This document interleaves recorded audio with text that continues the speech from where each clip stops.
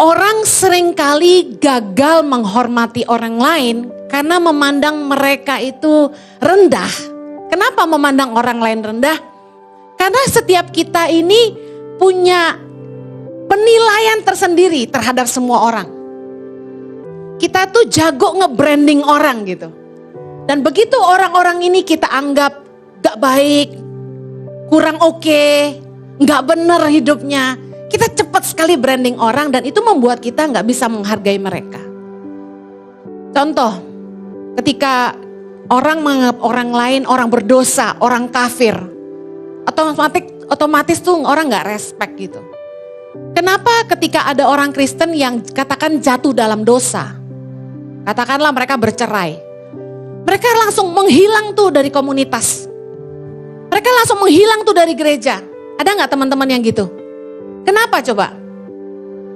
Karena mereka takut dihakimi. 1 Petrus 3 ayat 18a berkata gini.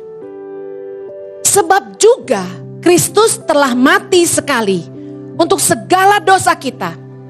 Ia yang benar untuk orang-orang yang tidak benar. Supaya ia membawa kita kepada Allah. Saya sering bilang bahwa gereja itu bukan tempat orang-orang benar, tetapi tempat orang-orang yang butuh dibenarkan oleh Kristus. Katakan amin. Saya berdoa jemaat Gereja Impact Community Indonesia punya satu budaya bahwa kita tidak boleh saling menghakimi. Yang setuju katakan amin. Saya sedih gitu waktu orang itu takut ke gereja karena mereka takut tidak diterima. Ketika orang takut ke gereja karena takut dihakimi.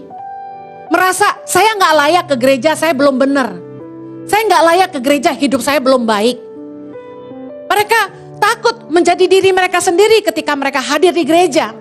Sebenarnya kenapa kita bikin orang Kristen jadi munafik? Karena kita gak bisa terima orang apa adanya. Mereka yang biasanya mungkin berpakaian minim, tanpa lengan. Tapi kalau ke gereja katanya harus sopan, mereka tutup. Tapi simply mereka takut dihakimi. Orang yang punya tato, mereka pakai jaket ke gereja. Bukan karena ici dingin, karena kami sudah setel suhunya ruangan. Supaya semua gak kedinginan. Yang gak kedinginan katakan amin. Nah, tapi mereka pakai jaket. Kenapa? Takut dihakimi. Saya senang orang-orang kesini tuh tatoan. Kenapa? Saya pengen ici tuh punya warna, jangan menghakimi. Urusan kita masing-masing sama Tuhan. Yang setuju bilang amin. Sikap memandang rendah orang lain dan merasa diri benar itu kesombongan rohani yang gak dikenan Tuhan. Kita lihat sama-sama ayatnya. Saya mau Anda ikut baca. Di rumah yang jarang baca firman, ayo baca sama-sama. Lukas 18 ada di layar. Perumpamaan tentang orang Farisi dengan pemungut cukai ayat 9. Dan kepada beberapa orang yang menganggap dirinya benar dan memandang rendah semua orang lain, Yesus mengatakan perumpamaan ini. Ada 2 orang pergi ke bait Allah untuk berdoa. Yang seorang adalah Farisi dan yang lain pemungut cukai. Ayat 11. Orang Farisi itu berdiri dan berdoa dalam hatinya begini. Ya Allah, aku mengucap syukur kepadamu karena aku tidak sama seperti semua orang lain. Bukan perampok, bukan orang lalim, bukan pezina, dan bukan juga seperti pemungut cukai ini. Ayat 12, aku berpuasa 2 kali seminggu. Aku memberikan 1/10 dari segala penghasilanku. Ayat 13, tetapi pemungut cukai itu berdiri jauh-jauh. Bahkan ia tidak berani menengadah ke langit. Melainkan ia memukul diri dan berkata, ya Allah, kasihanilah aku orang berdosa ini. Aku berkata kepadamu, orang ini pulang ke rumahnya sebagai orang yang dibenarkan Allah dan orang lain itu tidak. Sebab barang siapa meninggikan diri, ia akan direndahkan. Dan barang siapa merendahkan diri, ia akan ditinggikan. Yang percaya katakan, amin. Yesus lagi ngajarin kita apa? Kepada orang-orang yang menganggap dirinya benar dan memandang rendah semua orang. Terlalu sombong rohani. Dia pikir kalau dia udah puasa 2 kali seminggu, Senin Kemis. Dan yang aneh gini, kalau udah puasa suka cerita. Gue lagi puasa, katanya gitu. Saya heran, ngapain lu bilang-bilang? Niat banget. Yesus bilang ini, justru yang merasa benar. Dia udah ngerasa, gue udah bayar perpuluhan. Terus mulai mengutuk orang-orang yang dia rasa tidak bayar perpuluhan gitu. Ada orang kecelakaan dibilang gini, gak bayar perpuluhan sih lo gitu. Usahanya macet, sepi. Wah, lu gak bayar perpuluhan ya? Saya sih sama Pak Jojo udah ngomong ya. Gak bakal gitu-gitulah kita ya. Kita ngajarin kebenaran umat Tuhan, harus mengembalikan apa hak Tuhan, wajib sebagai hamba Tuhan harus menyampaikan itu. Tapi kalau sampai ngancam-ngancam jemaat gak usah lah. Saya prinsipnya gini, lebih baik saya khotbah yang benar, jemaat dewasa imannya atas kesadaran sendiri pasti nabur. Daripada dipaksa-paksa, dipecut-pecut, dikutuk-kutuk. Benar gak? Kalau misalnya dia merasa diberkati dan dia dewasa, anak mana yang kalau diberkati tidak mau berkati orang tua sendiri? Amin? Dengar baik, jangan karena kita yang pelayanan merasa kita lebih benar daripada yang gak pelayanan. Yang melayani jangan merasa udah lebih benar. Saya percaya di firman Tuhan bilang diaken itu harus bisa mengurus keluarganya dengan baik dulu. Baru bisa ngurus jemaat. Saya setuju sebagai pelayan Tuhan kita harus perbaiki hidup kita dulu sebelum bisa melayani orang lain. Tapi jangan merasa benar lalu menghakimi orang lain yang mungkin hidupnya belum benar. Seringkali kebaikan orang tuh kita gak inget, tapi dia bikin salah satu kali itu kita inget selamanya, betul gak? Manusia punya kecenderungan itu, merasa diri benar. Dan Yesus bilang gini, justru orang yang ngerasa, saya orang berdosa dan saya butuh dibenarkan sama Tuhan, saya butuh Tuhan. Itu yang malah dibenarkan. Orang yang merasa sombong rohani, gue udah tahu ayat firman Tuhan banyak, gue udah pelayanan, gue udah puasa bayar perpuluhan. Memandang rendah orang lain, itu yang dia malah tidak dibenarkan sama Tuhan. Jangan pernah menganggap diri lebih benar daripada orang lain dan merendahkan orang lain. Kita gak punya hak untuk jadi hakim atas hidup orang lain. Hakim kita cuma satu, Allah Bapa di sorga. Matius 7 ayat 1 bilang gini, jangan kamu menghakimi supaya kamu tidak dihakimi. Karena dengan penghakiman yang kamu pakai untuk menghakimi, kamu akan dihakimi. Dan ukuran yang kamu pakai untuk mengukur akan diukurkan kepadamu. Saya mau tanya, berapa banyak jemaat Tuhan di sini yang ingin diampuni oleh Bapa di sorga? Berapa banyak jemaat di sini yang kalau berbuat salah, berbuat dosa, tidak mau Tuhan sampai hukum kita, tapi kita mau Tuhan mengampuni kita? Angkat tangan. Firman Tuhan berkata, berbahagialah orang yang tidak diperhitungkan pelanggarannya oleh Tuhan. Katakan amin. Kalau kita gak mau dihakimi sama Tuhan, kalau kita gak mau dihukum sama Tuhan, jangan hakimi orang lain, jangan hukum orang lain. Karena firman Tuhan katakan, ini Yesus yang ngomong, dengan ukuran yang kita pakai akan diukurkan kepada kita. Waktu saya belum menikah, saya masih anak-anak, saya marah sama papa mama saya. Kenapa bercerai? Kenapa kawin lagi? Bikin susah gua. Kenapa menjadi orang tua yang seperti ini dan seperti itu? Tapi setelah saya menjalani pernikahan, saya mulai mengerti bahwa pernikahan itu tidak semudah ceritanya. Banyak yang komen di Instagram, teori begitu mudah diucapkan, tidak semudah menjalaninya. Makanya saya gak pernah menghakimi orang yang bercerai. Kenapa? Gak gampang. Kalau bukan kasih karunia Tuhan, dan kalau bukan karena mempertahankan nama baik dan nama Tuhan, kami pun sudah bercerai. Ya enggak Jo? Loh, saya kasih tahu ya, kalau enggak ada pendeta yang pernah ngaku gini, bohong dia. Siapa bilang pernikahan gampang? Rumit, sulit. Tapi Tuhan itu penuh kasih karunia. Kalau kita mau berjuang untuk pernikahan kita, demi nama Tuhan, Tuhan akan tolong kita.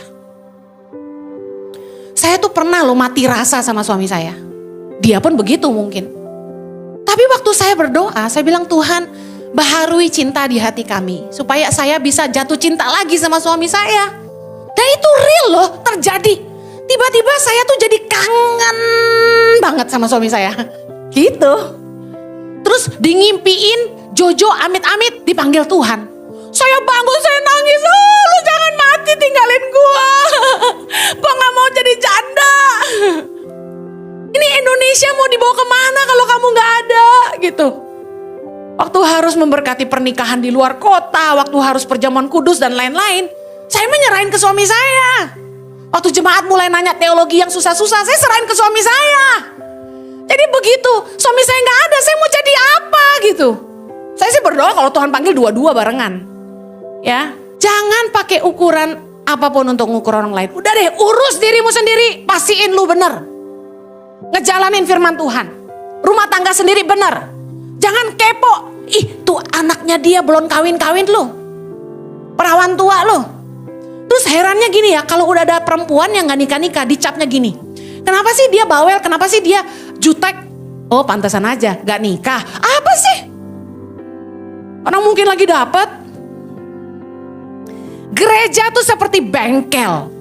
Kita akan dapat orang-orang yang butuh direparasi di sana sini. Setuju nggak? Siapa sih yang sempurna? Kita nggak boleh tuh nilai orang justru dari titik lemahnya. Kan kita semua punya kelemahan, tapi kita juga punya kelebihan. Kadang-kadang sedih deh. Misalnya gini, kita udah baik nih sama staff katakanlah.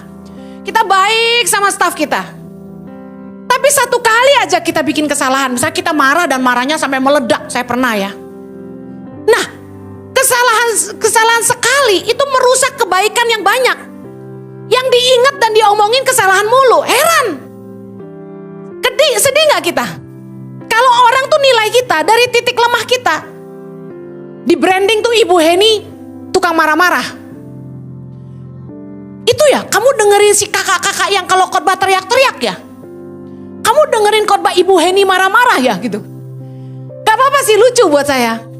Tapi ketika orang menilai kita, mereka hanya fokus pada kelemahan kita. Sedih gak kira-kira? Nah demikian juga kita terhadap orang lain. Jangan nilai orang dari titik lemahnya. Kayak dia gak punya kebaikan aja gitu. Kita semua punya kelemahan. Gak cuma mereka. Hidup ini kan proses belajar menuju kesempurnaan di dalam Tuhan. Izinkanlah Tuhan yang berproses dengan mereka. Jangan kita fokus terus sama kesalahan orang. Di dalam kita bersosialisasi, pasti adalah orang-orang yang gak cocok di hati kita. Ya gak? Kok dia gitu sih? Kok dia gini sih? Tapi saya belajar gini, kita harus belajar menghargai semua orang, bahkan orang yang lemah di mata kita. Kenapa? Tuhan itu punya tujuannya untuk kita masing-masing. Contoh, satu kali ketika saya tapping Impact Woman, ada sebuah pertanyaan begini. Katanya ada teman kantor yang dia itu maunya menonjol. Orangnya cepet, selalu mau menang sendiri dan mau mendominasi. WA kalau di grup dia yang mau duluan jawab dan sebagainya. Nah intinya teman-teman gak suka lah sama dia karena rese gitu. Ya pasti ada yang begitu kan. Terus saya diam dan saya dengerin orang ini cerita. Saya tahu siapa yang dia maksud. Saya bilang gini, itu kan pendapat kalian teman-teman kerja. Bagaimana pendapat bosnya? Menurut bosnya dia orang yang sangat cekatan. Disuruh apa gercep gitu loh. Cepat tanggap.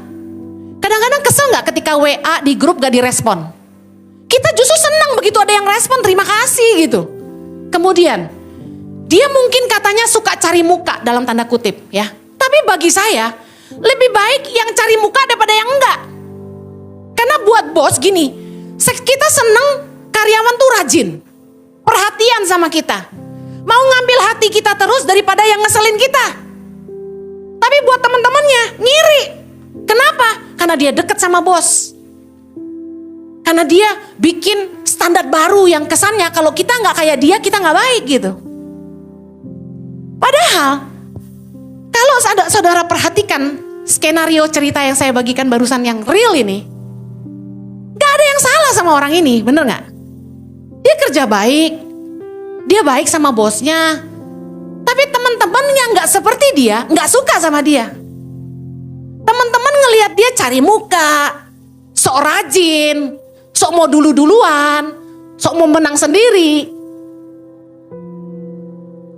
Dalam hidup kita, ada orang-orang pasti yang kita gak suka.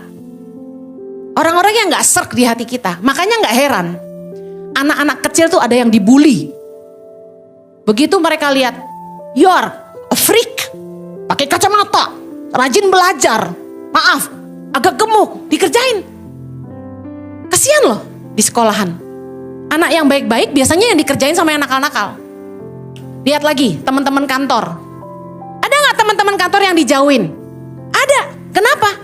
Karena menurut kita, dia gak keren. Dia freak. Dia nyebelin. Kita tuh semua seringkali branding orang dengan kelemahan mereka. Saya capek ketika dengerin kanan kiri tuh komplain tentang si A, si B. Saya mulai melihat dengan kacamata Tuhan gini. Tuhan tuh mencintai semua orang. Saya punya 3 anak dengan karakter yang berbeda. Saya sayang 3-tiganya, anak kandung. Tapi mungkin yang cicinya gak suka sama adiknya. Adiknya nyebelin buat dia. Tapi saya sayang 3-tiganya, bisa paham ya? Hanya karena kakaknya gak bisa terima kelemahan adiknya, bukan berarti adiknya salah gitu kan. Masing-masing kita pasti ada kurang dan lebih lah. Kalau mau berteman, kita bisa pilih-pilih. Tapi kita gak boleh benci sama orang. Tuhan mau kita menghargai semua orang. 1 Korintus 12 ayat 22-26 bilang gini. Malahan justru anggota-anggota tubuh yang nampaknya paling lemah, yang paling dibutuhkan. Ayat 23. Kepada anggota-anggota tubuh yang menurut pemandangan kita kurang terhormat, kita berikan penghormatan khusus. Saya mau angkat cerita yang real, yang mungkin bagi Anda menjijikan. Ya. Anggota tubuh yang paling lemah, yang kurang terhormat, bagian mana? Coba bagian mana? Pick one. Kalau wajah biasanya kelihatan terhormat ya, harus dijaga, paling dirawat di muka, bener gak? Rambut paling dijaga, betul gak? Mana yang paling kurang terhormat coba? Viril. Pak Teddy apa ayo?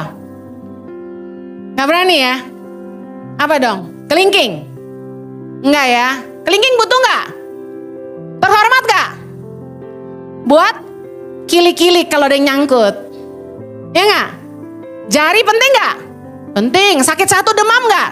Sakit. Mana yang kurang terhormat kira-kira? Yang gak paling diperhatiin? Beda-beda orang lah ya. Mungkin jempol kaki. Tapi mari, jujur, bagian dalam ini. Ngerti maksud saya? Ini gak khotbah jorok, ini beneran. Bagian dalam ini. Mungkin yang di online bingung, bagian mana yang ditunjuk Bu Heni karena di TV-nya gak kelihatan. Bagian bokong dalam. Saya kasih tahu ya.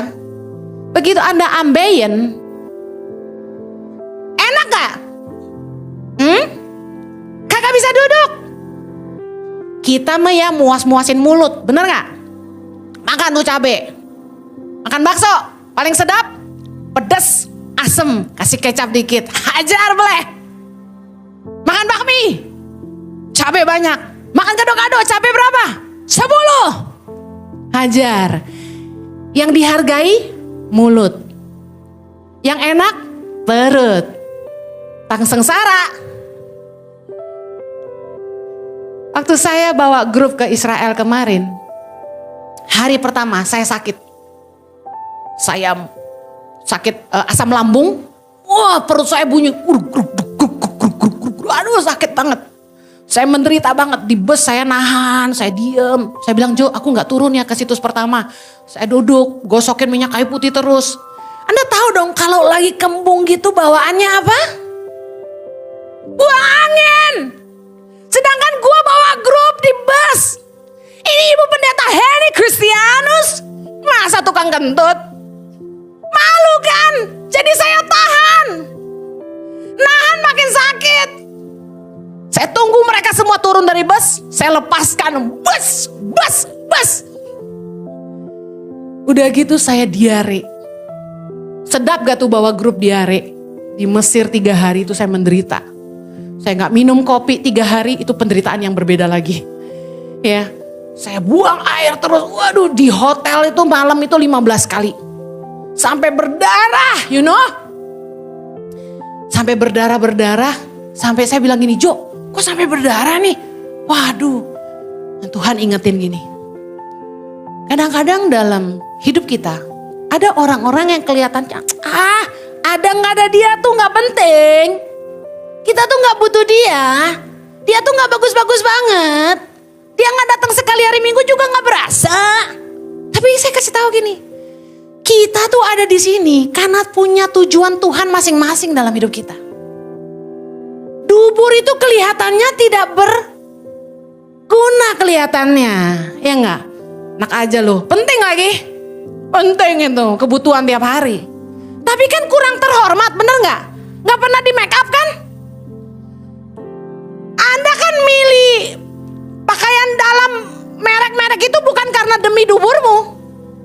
Anda pamer kan celana jeans anak muda dipelorotin sampai segini, bener nggak? CK. Apa sih merek-merek sekarang? Emang di KNY keluarin gitu? I don't know lah, karena suami saya nggak kayak gitu.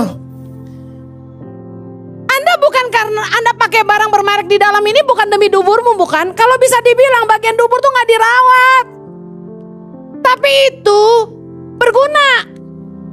Kadang-kadang dalam hidup kita ada orang-orang yang kelihatannya kurang bagus, kurang cantik, lemah. Tapi dia di sini karena Tuhan mau dia di sini dan Tuhan punya tujuan buat hidup dia di sini gitu loh. Masa hidup orang gak berguna? Pasti ada fungsinya. Bagi kita gak boleh mengecilkan siapapun. Bisa paham firman Tuhan? Jangan pakai kacamata kita untuk nilai orang lain. Pakai ukuran Tuhan. Kalau Tuhan yang kirim dia di sini, kenapa kita mau usir dia dari sini? Makanya gak heran gereja pecah-pecah terus. Karena kita gak bisa terima kekurangan orang.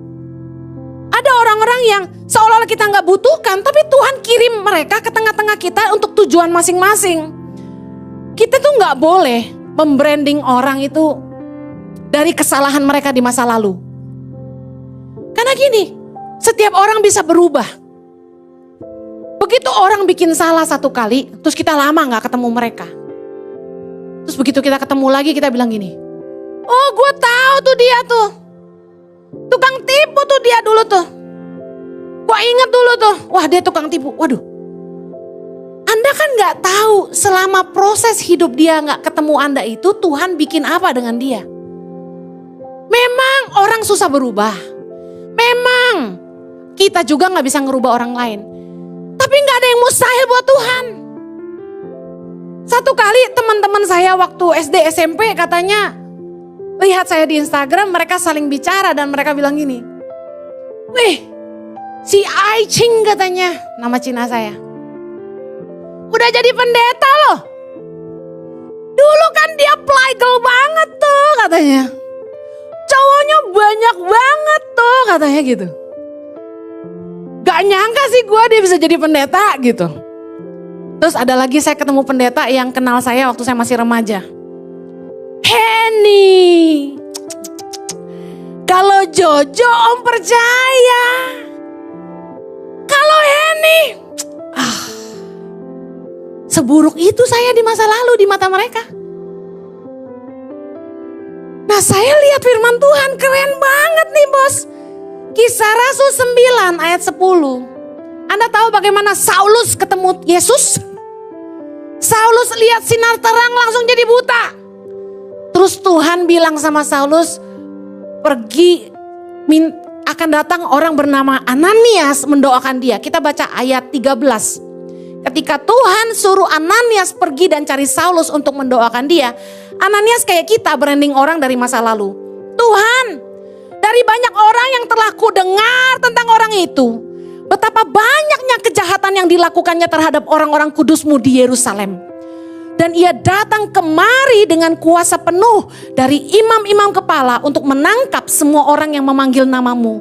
Tetapi firman Tuhan kepadanya, pergilah, sebab orang ini adalah alat pilihan bagiku untuk memberitakan namaku kepada bangsa-bangsa lain serta raja-raja dan orang-orang Israel. Aku sendiri akan menunjukkan kepadanya betapa banyak penderitaan yang ia harus tanggung oleh karena namaku. Dengar baik. Ananias dengar betapa Saulus membunuh murid-murid Yesus. Orang-orang yang menyebut nama Yesus dibunuh sama Saulus. Dan ketika Saulus ketemu Yesus dalam rupa sinar yang terang dan menjadi buta, dan Tuhan minta Ananias mendoakan dia, Ananias takut. Wajar gak Ananias takut? Karena dengar berita yang seram tentang orang ini. Jangan-jangan gue juga dibunuh katanya. Tapi lihat, Tuhan itu keren. Pergilah sebab orang ini adalah alat pilihan bagiku untuk memberitakan namaku. Kita gak boleh branding orang dari kesalahan mereka di masa lalu. Orang bisa berubah. Tuhan sanggup berubah orang. Katakan amin. Kadang-kadang kesalahan istri-istri adalah gini. Selalu pakai kaca spion untuk ngingetin kesalahan suaminya. Selama kita selalu bawa kaca spion dalam pernikahan kita gak kasih ruang salah buat pasangan kita. Kita gak kasih ruang untuk dia berubah. Dia gak akan berubah. Sama dengan suami-suami. Kalau istrimu pernah tidak bijak dalam keuangan, hutang kartu kredit dan lain sebagainya, lalu dia berusaha memperbaiki, jangan lagi ungkit-ungkit kesalahannya. Kalau istrimu pernah selingkuh misalnya, dan dia bertobat, dia mau balik lagi sungguh-sungguh, jangan ungkit-ungkit lagi kesalahannya, lupakan saja. Kenapa? Ketika di dalam pernikahan kita selalu ungkit-ungkit kesalahan pasangan kita gak kasih ruang dia untuk berubah. Kita gak kasih mereka kesempatan untuk bisa buktikan mereka mau berubah gitu. Kalau Tuhan aja kasih orang kesempatan kedua, kenapa kita menghakimi mereka? Seperti Tuhan mengubah Saulus jadi Paulus. Tuhan mengubah wanita berdosa menjadi pemenang jiwa. Tuhan juga sanggup ubah hidup kita dan pakai hidup kita. Katakan amin. Kalau Tuhan sanggup ubah hidup saya dan pakai saya hari ini untuk kemuliaan namanya, Tuhan juga sanggup ubah masa lalumu yang buruk dan pakai hidupmu untuk jadi alat di tangannya. Katakan amin. Mari belajar, hormatilah orang lain, berilah ruang salah dan kesempatan untuk berubah. Hanya karena mereka lemah, kurang baik di pandangan kita, bukan berarti mereka gak berharga bagi Allah. Justru saya belajar gini, orang yang sadar dosanya banyak, biasanya lebih sungguh-sungguh melayani. Karena mereka tahu mereka sudah diampuni.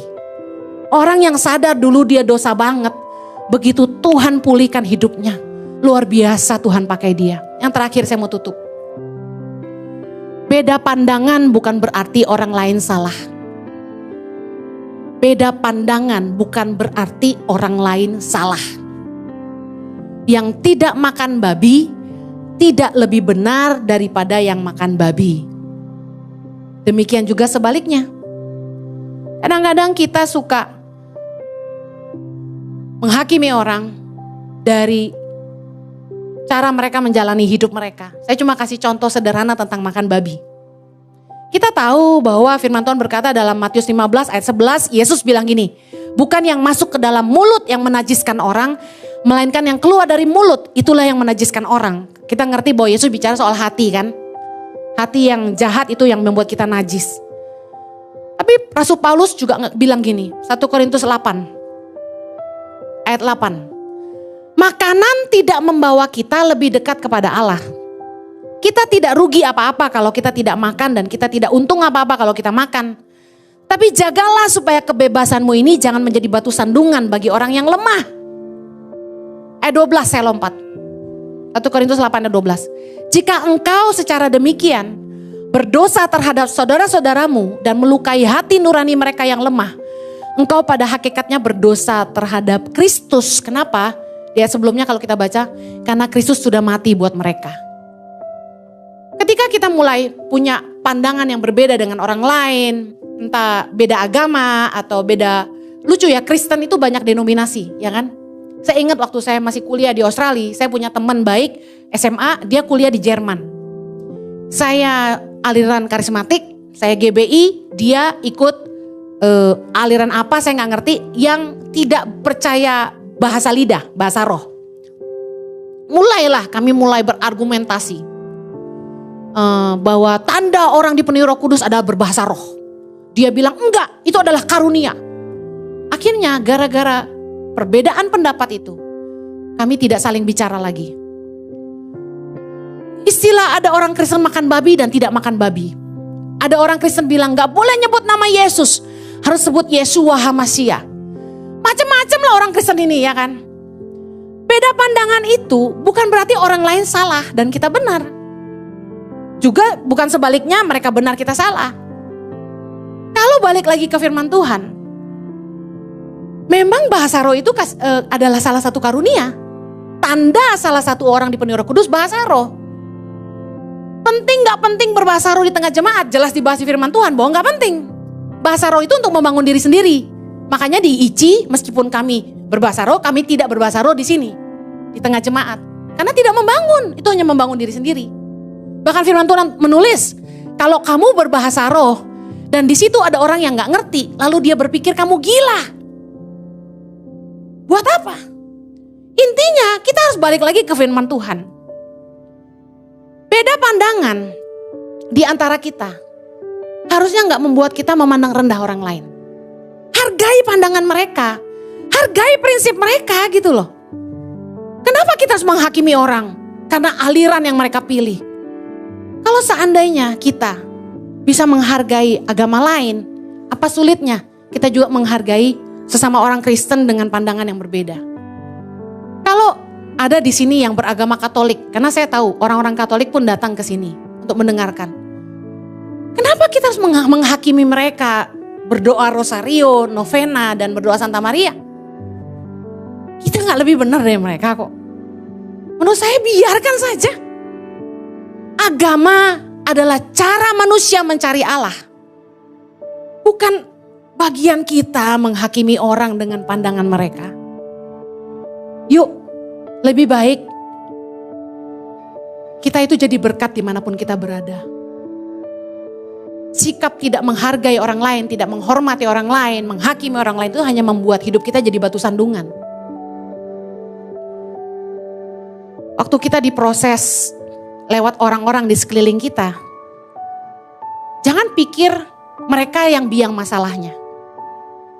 Tidak perlu Anda bisa berpikir bahwa mungkin mereka ada di sekitar Anda karena Tuhan mau mengubah Anda.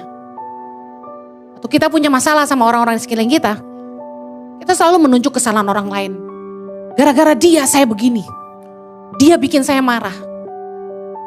Tapi pernah Anda berpikir jangan-jangan dia ada di situ karena Tuhan yang mau mengubah kita gitu. Saya berdoa agar komunitas keluarga besar Impact Community Indonesia ini jadi rumah dan keluarga yang punya kasih, bukannya menghakimi. Yuk belajar menghormati semua orang, meskipun mungkin di mata kita mereka salah, rumah tangganya masih gak benar. Justru mereka ada di sini karena mereka butuh kita. Mereka butuh kita di sini untuk mendampingi mereka. Di antara kami pengerja-pengerja, ada yang teman-teman kami yang rumah tangganya masih gak karu-karuan, tapi kami gak usir mereka dari sini. Kami terus bimbing mereka, kita terus kuatin mereka. Udahlah, ayolah jangan bercerailah, ayolah berdamailah, ayo jangan kasar sama istrimu. Ayolah, terus kami doain mereka terus tanpa henti. Kita gak buang orang-orang yang bikin salah dalam hidup kami. Orang yang pernah mencuri saja dari kami tidak kami buang. Kami bimbing. Kenapa kamu curi? Kamu butuh apa? Orang-orang yang pernah sampai memakai nama saya untuk ngutang. Pakai nama Tangan Pengharapan buat ngutang. Saya dudukin. Kenapa kamu lakukan itu? Ayo, kenapa kamu bisa berhutang segini banyak? Coba jujur, sini saya bantu. Saya bantu hitungin utangnya. Saya bantu pikirin jalan keluarnya. Kadang-kadang kita terlalu cepat menghakimi orang. Sampai kita gak bisa menghormati dia, kita pandang rendah. Ih, banyak utang. Ih, ganti-ganti pacar. Ih, kawin cerai. Ih, ada aja penilaian kita sama orang. Kenapa kita gak jadi berkat aja buat dia gitu loh. Apa yang saya bisa bantu gitu kan. Apa yang terlalu sulit. Ini fungsinya gereja gitu. Bukan untuk menghakimi, tapi untuk mengasihi. Saya berdoa besok Anda kembali ke tempat kerja. Anda mungkin yang pengusaha kembali ke perusahaan Anda. Anda ketemu dengan staf-staf yang bermasalah. Anda bisa punya dua pilihan. Ngedidik orang, ngebimbing orang, atau membuang orang. Beri waktu buat yang bisa dibimbing. Sampai memang dia gak bisa dididik. Izinkan dia keluar. Tapi selama kita dikasih Tuhan kesempatan untuk mengasihi orang. Jangan hakimi mereka. Mari jadi Yesus buat mereka. Amen. Mari kita